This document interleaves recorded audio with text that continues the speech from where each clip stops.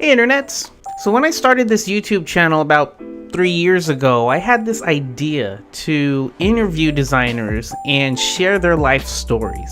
I did that for about 10 episodes before I got hired onto Webflow. But now I'm bringing the interview series back. Why?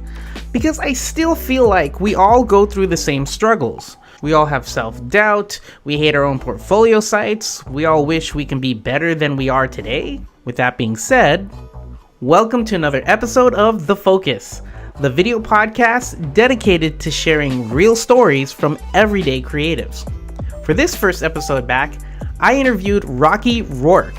He's a full-time illustrator here in San Diego, and he has a very unique story about how he hustled so hard to get to where he is today. And I think his story can help inspire you to keep hustling at whatever you're doing too. So without further ado, let's get into the interview.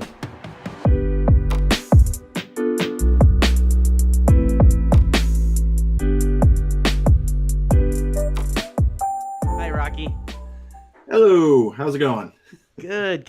And so right before I started recording, you said that you're about to go into Hell Week. So I want to thank you for taking a little bit of your time out of your Hell Week to interview with me on my little YouTube channel. And you also have a YouTube channel too, right? Yes, I do. I haven't posted since May, but yes, I do. I have like 40 videos, maybe 50 videos. Not quite Nice, sure. nice. Are you still Are you still looking to be active on your channel? Oh yes, yeah. It's been mainly just like things have been coming up to where I can't really work on any videos at the moment. I Mm. have so many ideas, like there's sticky notes all over my like computer screens and everything with ideas for YouTube videos, Yeah. IGTV videos, Oh yeah. and all the like. So. Cool. Okay, cool. And I just want to give a shout out to your YouTube channel. So, can you tell everyone where to find it real quick? Yes, just simply go to YouTube and type in Rocky Roark, Roark, and I'm pretty much sure that that'll be the first thing that pops up. Nice. So, if you don't know Rocky, Rocky is a really great illustrator, and he is in my local area in, you always say, sunny San Diego. And yeah, for those who don't know you well, can you talk about a little bit about your experience in your a little bit about your experience in illustrating? Well, I've been illustrating, or heck, I've been drawing for as far back as I can remember. My grandmother's house was pretty much wall to wall with my drawings and everything like that. Oh, And I really just never stopped drawing. And when I eventually got through high school and went to college, I started doing freelance illustration work on the side and just kept on illustrating. And it was something that was always a passion of mine. Even though I worked in so many different fields of design and creativity, illustration was always that thing that I kept coming back to. And eventually I decided, you know what, this is what I want to do full time. And so here yeah. I am today. So, when was well? First of all, having a support system. You said in your studio vlog that your grandmother and mother nurtured your creativity. They kept telling you to keep doodling, keep drawing, yet your teachers told you to stop. But when you got home, you were encouraged to keep going. That's really awesome. So, you said you freelanced during high school. What was that first job? What was that first side gig that you got Oh paid for? God. So I think so I was, when I was in high school, I took graphic arts 8 times. I took that class literally 8 times. And they had to keep creating different steps because I was the only person to ever take that class that many times. And so when I was working there, or when I was in that class, after like the second or third time I was in the class, basically the teacher had nothing else to teach me. And so I was the one in charge of creating all the business cards for the entire school district, any pamphlets and things like that, graduation invitations, prom tickets, so many like different things for our school district. And that then led to me getting to know a bunch of people, and it led to my first real project, which was a logo design. It was a logo design for some sort of nonprofit types. I can't remember what it was. It's been, let's see, that was probably 2006. So like Mm-hmm. maybe 12 years since that one. Mm-hmm. But then that then led to me working at a t-shirt printing shop my junior to senior year. I was like the sole artist, and I created all the graphics for t-shirts, business cards. Basically, I went from being unpaid with the school stuff to then being paid at this print shop. And I worked there for probably about 6 or 7 months during the whole recession. My mom lost her job, and I had Oof. to basically step up, and I was working up to like 40-hour weeks sometimes. And Oof. on top of that, on the weekends when I wasn't working, I was then going out and doing lawn care for like 5 to 6 hours each day, and having to like do so much stuff just to make money to not only help my mom out, but also just to, you know, pay for whatever I wanted to do and everything like that. So it was really interesting. Damn, damn. That's a Yeah, you really stepped up, man. And it's really nice to hear that quick karma, that quick circle where your grandmother and mother nurtured your design skills, and it showed with your passion in high school. And then that eventually led to real paying jobs, and Mm-hmm. then it paid back even more when you stepped up and hustled even harder, even doing lawn care to help out Mm-hmm. with the family. That dude, that is awesome. That is so I've awesome to always hear. Yeah, I've always been a natural hustler. Like I did lawn care from the age of 8 to 19. So I was making relatively each summer to fall probably $5,000 roughly, just Mm-hmm. like doing lawn care, which for, at that point I would say I was maybe like 13 years old to 19. That's pretty good for Yeah. doing lawn care. And I also had like other things on the side that I was doing. I was always trying to find ideas of like making money because I came from a poor background. Like it was just me and my mom, and we didn't have a lot of money. So I was like, if there was like toys I really wanted to get, either I had to wait for Christmas, or I would have to buy them myself, or if like, I'm a big guy and I was a big kid, and so I would always like to have pizza, and so I would go out and rake a yard, cut grass or whatever, and I would go get, pizza or go to the movies, buy a movie, whatever it was. So I was Nice. always like hustling, trying to like get the next thing. And eventually that went from, pizza and movies to art supplies and computers and design software and stuff like that. So it was a pretty interesting transition. So that hustle is really inspirational, for a lot of people, and it shows that you know the true value of money, Mm-hmm. and a lot of people, a lot of people don't. They just see money and they're like, I got to spend it right away. Whereas you, um, what I always like to think about is you got to appreciate the low before you get to the high, Oh because yeah. once you get to the high, you'll be more humble and understand what it was like to be at the low. Oh So yeah, like, definitely. good good on you, man. Um, so let's talk about more of your career. I saw in your LinkedIn profile that you only worked for three companies, and the last one being DT Digital Telepathy, which is a huge, well respected San Diego UX agency. But you left DT back in August 2016, and you've been freelancing ever since. So, since you've lived or worked in the both on the freelance side and the in-house designer side of your career, which one do you prefer? 100% freelance. Hmm. And the reason behind that is because like the last two companies I worked for, both Focus Lab and Digital Telepathy, I was actually fired from those jobs. Oh. And I worked for DT for 2 years, and I was actually let go just like I think a week shy of like being there for 2 years.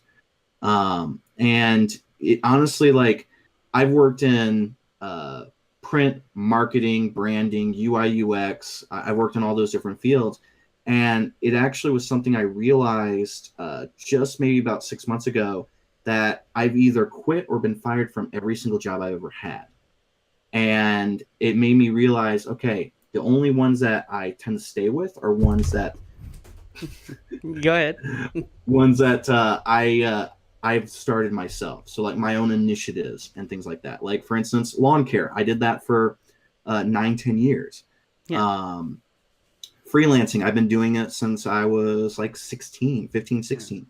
So it's like I realized that I'm more geared towards doing things that are for that I want to do. So for instance, working for the same company over and over and over and over and over and over and over and over again, it's like it's kind of boring to me.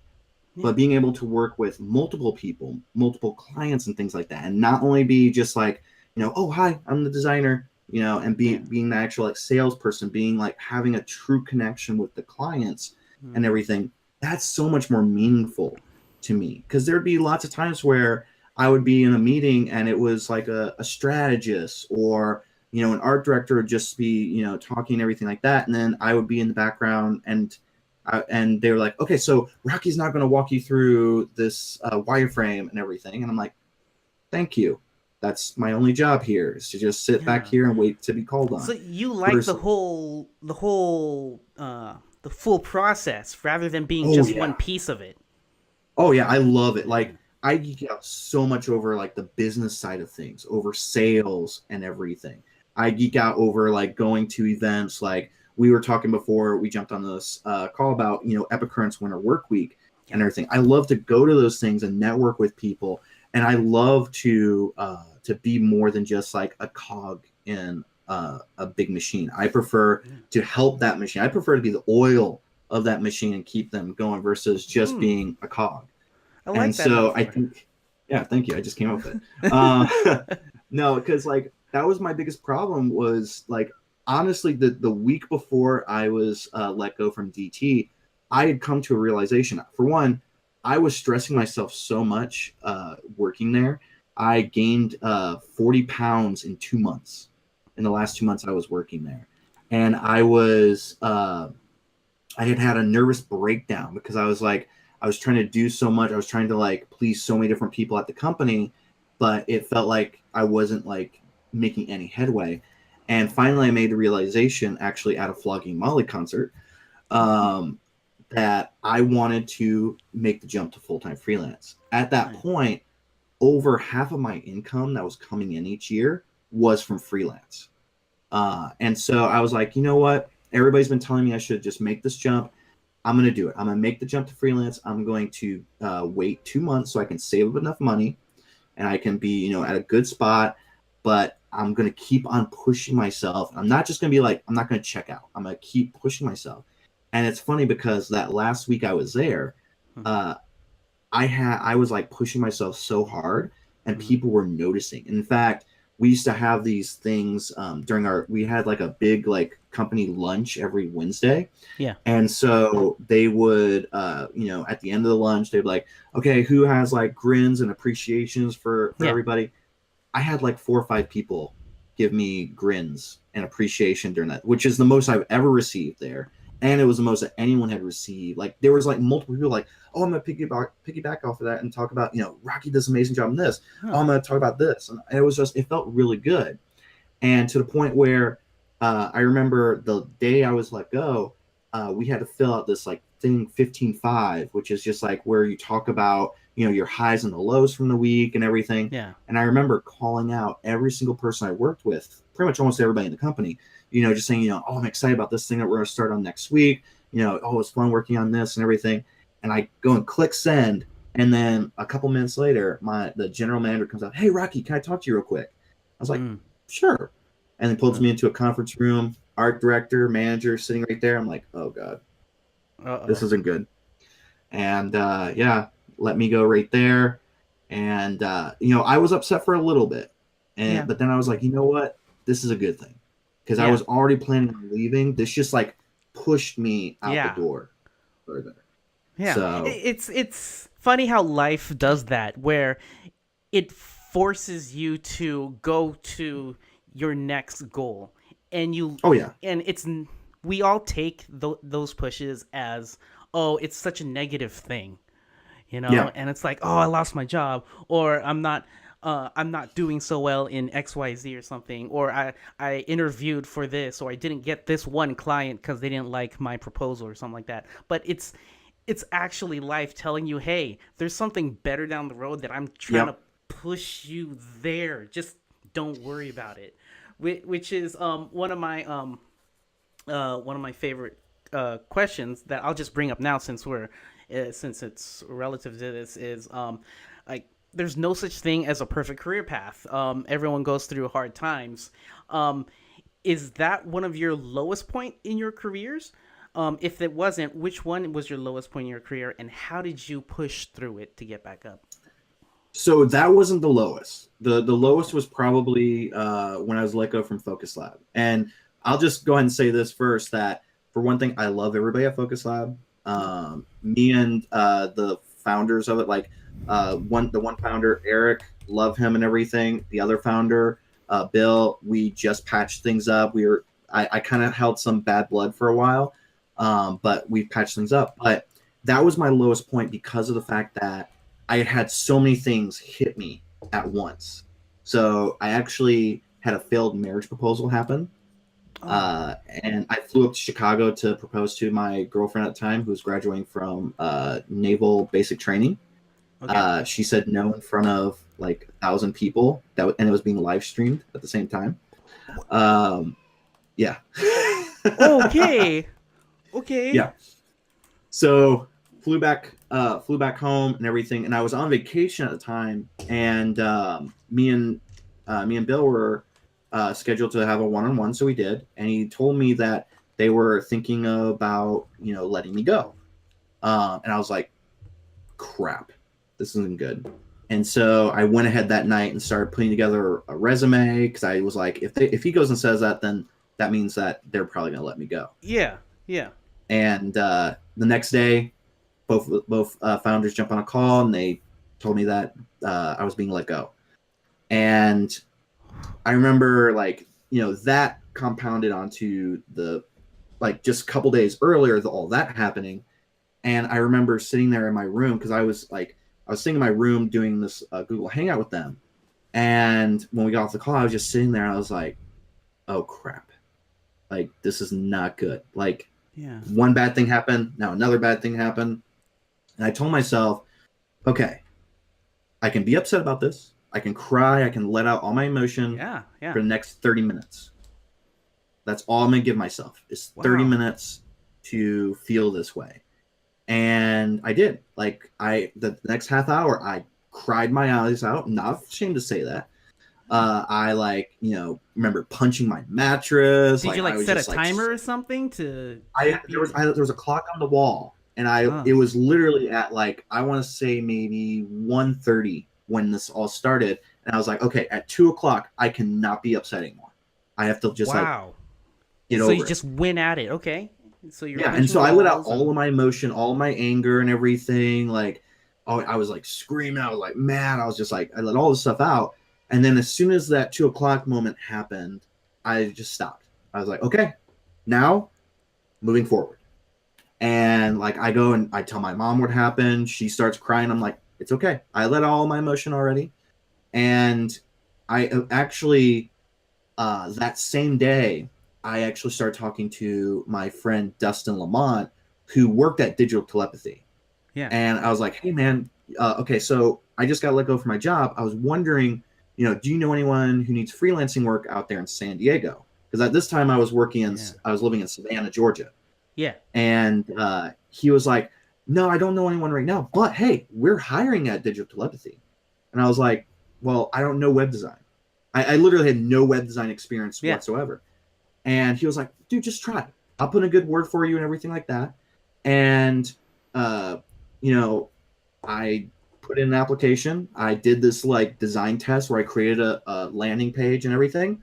Mm-hmm. They loved it. First time I ever Yeah. designed a website. Oh, And nice. like a week later, I was flying out to San Diego to interview.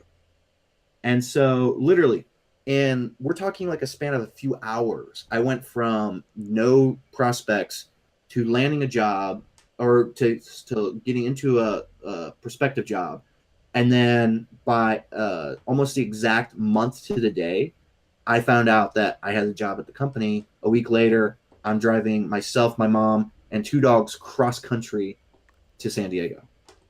It takes a lot of self-control to only give yourself 30 minutes. That I think that is the most awesome thing about you, that you can focus on setting a quick goal at the lowest point in your life, like a failed marriage proposal, a getting let go from your job. Like, that is hard to take in for anyone, and to you to step Yep. up mentally, it shows your mental strength. And dude, I remember I've getting been let through a go. lot. I've been through a lot in my life, so it's like that's part of it that's helped me.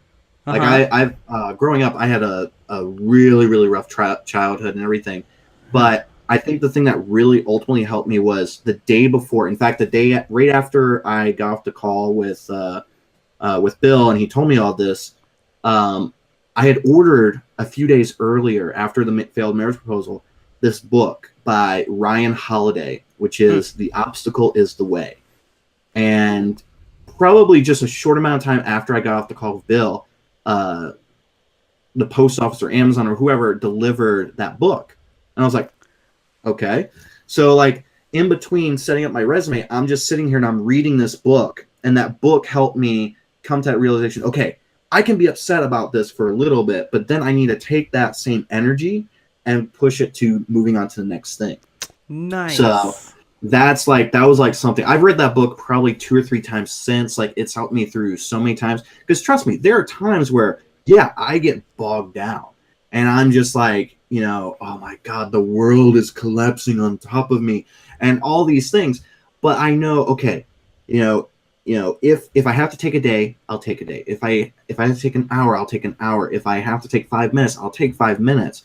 But I know that I have to go and I have to get stuff done. I have work that I have to do. I have bills I have to pay. So I have to keep moving forward. You can't just like fall back and focus on, what's behind you. You have to keep moving forward and pushing forward. That is beautiful, and it's what a coincidence that you would get that book at that time, at the right time. Oh yeah, So good a on lot of you. And serendipity. that kind of the book that helped me get through one of my low points is was John Acuff, Start Punch Fear in the Face, and yeah, that one really helped me out. And it kind of like your story, it's like it's these doors that are closing, but they aren't really closing on you. It's just like you're going to a new and better thing. So that's really awesome. All right, so let's talk more about your portfolio. So you have a great cartoonish type of way of making. Well, you also do stickers, so you do illustrations and stickers. And I saw your Stranger Things one. That's really really cute. But why? I was wondering, what is there a story behind your brand name, Blue Cyclops? So it's actually interesting because so ever since college, I've always had like this blue Cyclops avatar. Yeah. I never called it blue Cyclops. In fact, his name's Bob.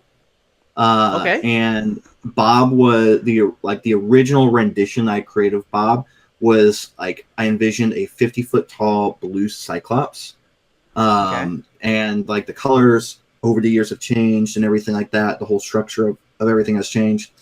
But I realized because someone had asked me that like a couple years ago, and I realized, holy crap! When I was a kid, I had an imaginary friend that was a blue Cyclops named Bob. Huh. And I was like, oh, wow. So, like, when I created the first rendition of Bob, it was just subconsciously in the back of my head.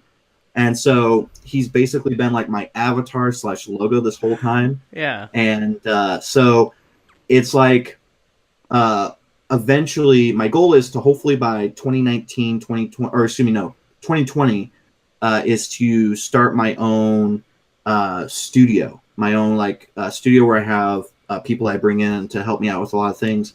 Yeah. And that studio will be eventually called Blue Cyclops. Nice. Yeah. Well, that's cool. So it reminds me of the movie Inside Out. And so your imaginary friend didn't die. It's actually your goal to have him live forever. That's Yeah. really awesome. What was it? Yeah. Bing Bop Bing or something bong. like that? Bing Bing bong. Bong. Yeah, yeah. Oh, rest in peace. Yeah. I actually have a bing bong toy up in my toy collection around up here. Oh, cool. Cool. I didn't know they sell him.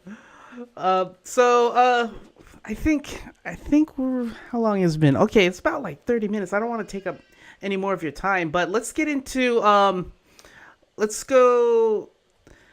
Oh yeah, so for art students and people who are looking to get into the illustration creative field, same thing like you, what is the one biggest piece of advice you can give them really quick?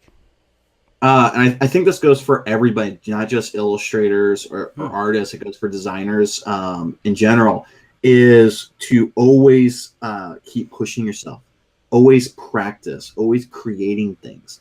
One thing that students, in particular, especially college students, get stuck in is that they just follow the projects that their professors lay out for them, and it's a major trap because those projects are not going to get you the job that you're looking for when you graduate.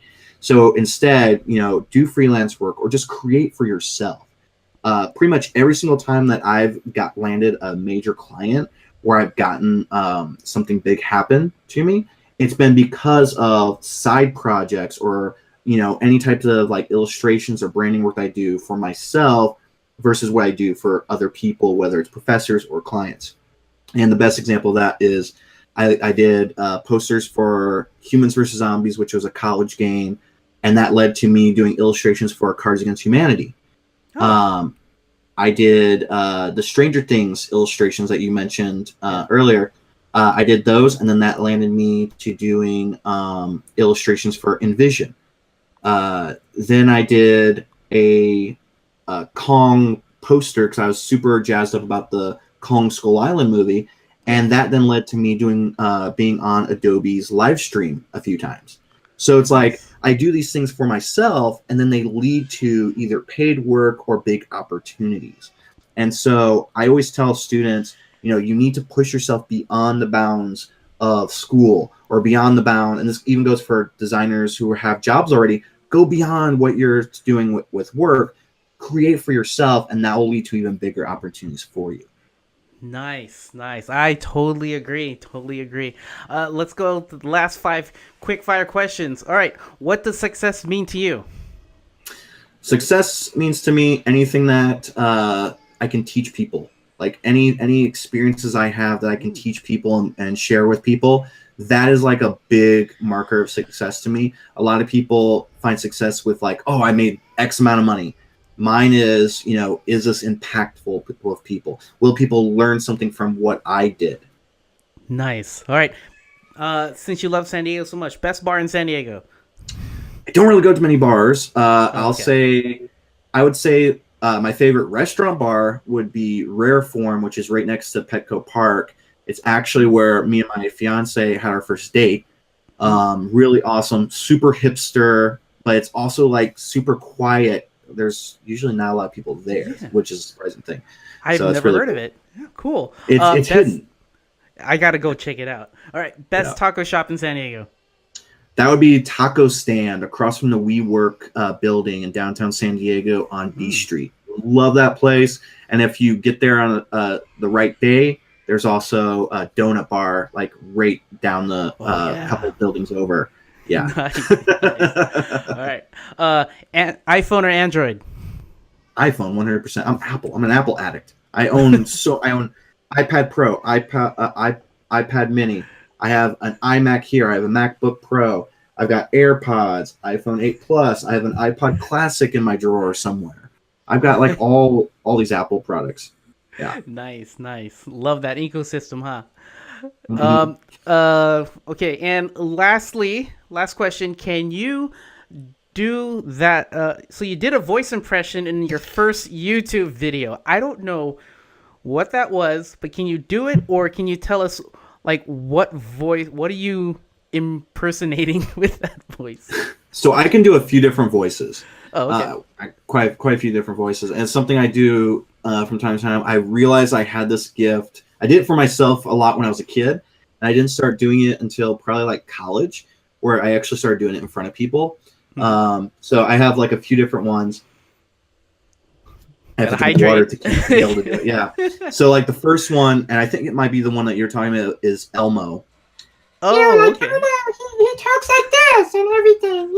It's Elmo's world. But the thing is, kids hate this voice.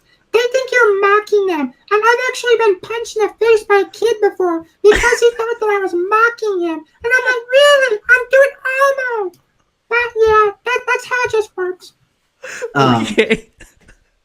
And then the next one it's by far my favorite, and it's my fiance's favorite, and that's Smeagol from Lord of the Rings. Yes. Yeah, he talks like this, those dirty little hobbits. They took it from me. They took my precious. You stupid. You are doing this all in front of these people. I'm sorry, precious. You're so stupid. I know I am. Thank you. I think your next career path is going to be improv. I would love to do that, but That'd be awesome. Well, thank you so much, Rocky, for giving us some of your time and sharing your stories. It's been really eye-opening and inspirational, and I love how much hustle you have, and it just seems like you're just getting started now that you've gotten to your freelancing gigs and whatnot, and you took that jump. So great on you for taking that jump. Before we end, is there anywhere else that people can find more information about you? Like, can you, what's your Twitter, YouTube again, and so on? Everything is at Rocky Roark. Literally every single thing is there. RockyRoark.com. YouTube is Rocky Roark. I think, let's see. I think that's basically it. Same with Dribble too. The last thing I would love to leave one last little message is something I add to every single one of my videos and things like that. Yeah. And that is something where it's like, always remember to stay passionate. Stay passionate about everything that you're doing. The day that you lose the passion in something is the day that you should step away from it. And always stay positive, because there's going to be downtimes. There's going to be those bad moments in the road. There's going to be potholes in the road and everything like that. And you just have to roll with the punches, but remember to stay positive. And the best thing is to always remember to stay creative, because when you if you are creative about the way that you stay passionate, if you're creative about the way that you stay positive, you have so much momentum that you can do moving forward. And also remember that when you create things, whether it's for yourself or for other people, that brings joy and enlightenment to people. So always remember to stay passionate, stay positive, and stay creative. Nice. Well, thank you so much, Rocky. And yeah, check out all of his social media accounts, especially his YouTube channel. Rocky Roark, thank you so much. And hopefully we can get a beer or some pizza together, because you're local here. And yeah, I'd love to meet you. All right, no problem. All right, thank you. All right.